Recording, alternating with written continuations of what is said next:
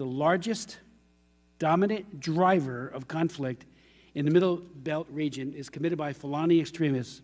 who appear driven in large part by ethno-religious chauvinism against mostly Christian farmers, though I do note that there are elsewhere Shia Muslims who are also victims, and that intra-Sunni conflicts also exist within the Muslim community as well. Nigerian Bishop William Avenya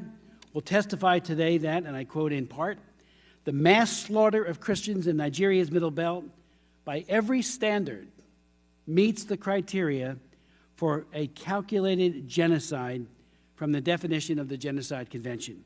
And yet he notes, and I quote him again, "No one has ever been arrested or questioned or prosecuted or convicted of any charge related to this spree of killings which has been going on for at least 5 years." In its November 18, 2020 report to the International Criminal Court, the Jubilee Campaign writes, and I quote in pertinent part, "Violence that has taken place in Nigeria's Middle Belt is spiraling out of control, costing the lives of thousands of civilians and destabilizing the country and region. The violence is often characterized as a, quote, intercommunal conflict between herders and farmers over natural resources. However, the well-worn label is now obsolete due to the increasing asymmetry in attacks, as well as the steadily increasing frequency and organizational planning of Fulani militant attacks against civilian targets." It's worth noting that what separates this situation from that of Boko Haram and the Islamic State, West Africa,